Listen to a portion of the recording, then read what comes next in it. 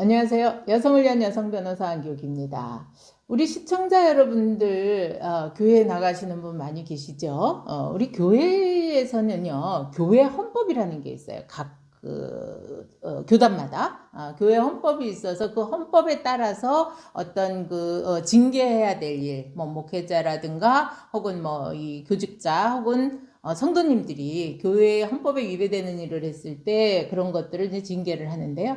보통 교회 헌법은 제가 알기로는 뭐 2심제인 게 원칙이고요. 교회 내에서의 그 징계에 대해서는 우리가 건증재판이라 그래서 이 사회법이 개입을 잘 안 합니다. 그걸 그러니까 법률상 뭐 사법권의 한계다라고 표현을 하긴 하는데요. 아무튼 이렇게 건증 재판으로 이루어진 이 재판에서 사회법적 적용을 받을 것이냐 말 것이냐 하는 겁니다. 이게 무슨 얘기냐면요. 건증재판 1심에서보다 항소심에서, 건증재판의 항소입니다. 건증재판의 항소심에서 그러니까 이 소를 제기한 분만 항소를 했는데 이분이 당한 것보다 더 높은 처벌을 할 수 있겠는가? 이렇게 말씀드리면 어렵죠. 그렇지만 불이익 변경 금지라고 하면은 좀 쉬우시죠. 그러니까 1심 판결에 대해서 그 한쪽에서만 항소를 했고 다른 쪽은 항소를 안 했는데 이 항소를 한 쪽이 더 불리한 처벌을 할 수 있겠는가 하는 겁니다. 우리 형사소송법에는요, 불이익 변경 금지의 원칙이 아예 명문화되어 있습니다. 그래서 예를 들어서 검사는 항소를 안 하고 피고인만 항소를 했을 때 피고인이 1심에서 받은 형보다 항소심에서 더 높은 형을 처벌을 못하게 되어 있습니다. 그것은 왜 그러냐면은 피고인의 항소권을 보장을 하고, 그쵸? 검사는 그것에 대해 승복을 한 거기 때문에 그것에 대해서 피고인이 만약에 피고인만 항소를 했는데 그것보다 더 높은 형을 처벌을 한다면 피고인이 항소하기가 굉장히 두렵겠죠. 그래서 그것을 막기 위한 건데 이게 건증재판에도 해당이 되겠는가 하는 겁니다. 이런 사례는 사실 그렇게 많지는 않았습니다. 그런데요, 이게 최근에 나온 사례라 좀 소개를 해드리려고 해요. 우리 서울고등법원에서는요, 이분이 기독교 대한감리회를 상대로 낸 총액 재판위원회 판결, 효력정지 가처분 신청을 낸 것을 인용을 했습니다. 이분이 2018년 1월부터 기독교 대한감리교 산하에 있는 모 연회 소속의 그 담임 목사로 재직을 했었는데 이 교회 장로들이 그 연회에다가 이 목사님이 뭐 허위 사실을 유포하고 명예훼손을 했고 직무유기를 했고 직권남용을 했다라고 하면서 고발을 했습니다.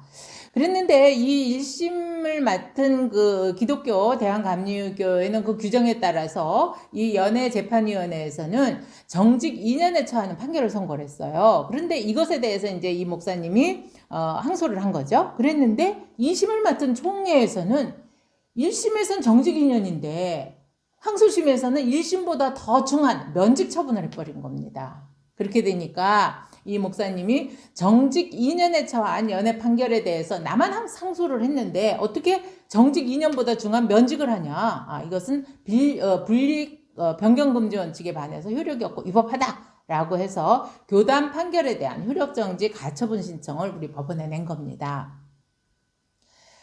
우리 법원에서는요, 이것에 대해서 형사소송에서 피고인만이 상소한 사건이나 피고인을 위해서 상소한 사건에 대해서 상소심이 원심보다 중한 형을 선고할 가능성이 있게 된다면 피고인은 중형이라고 하는 중형을 변경받을 수 있다라고 하는 그런 위험 부담 때문에 심리적으로 위축돼서 당연히 상소되기를 단념하는 사례가 발생이 돼서 그렇게 되면 상소 제도라고 하는 거 존재 이유가 없지 않느냐 그렇게 해서 보게 되는데 그게 이제 우리 형사소송법 368조에 있거든요. 불이익 변경 금지 원칙이 이것은 우리 그 헌법이 규정하고 있는 적법 절차 원칙 헌법 12조 1항 후단에 있는 그 적법 절차 원칙이라고 하는 그 상소 제도에 적용되는 것을 불이익 변경 금지 원칙이다라고 해서 구체화시켜서 표현해 놓은 거다.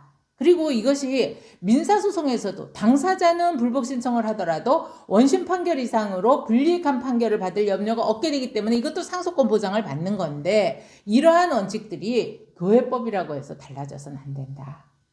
그래야지 우리가 상속권을 보장을 할 수 있기 때문에 이 목사님처럼 상속권을 실질적으로 보장해주기 위해서는 이 사건 판결에서도 형사소송법상 분리변경금지 원칙이 적용된다고 봐야 된다. 그래서 그렇게 해야 상소 제도를 두고 있는 이 법치주의, 국가의 법질서에서 당사자의 상속권을 보장해주는데 본질이 있다라고 해서 이 가처분을 받아들인 겁니다. 교회 내부에서도 이런 분쟁들이 매우 잦습니다. 그리고 또 그것이 이제 우리가 그 사법권의 한계라고 해서 그 권증 재판에 대해서 사법권이 가능한 개입을 하지 않지만 이렇게 어떤 국가 법질서 내에 국가의 어떤 그 기본적인 그리고 국민의 기본적인 기본권을 지켜주는 이런 범위 내에서는 우리 교회법도 함께 해야 우리 국민들이 안심하고 그렇죠? 이 법치국가를 살아갈 것 같습니다. 또 궁금한 내용 댓글 주시고요. 구독, 좋아요 함께 해주십시오.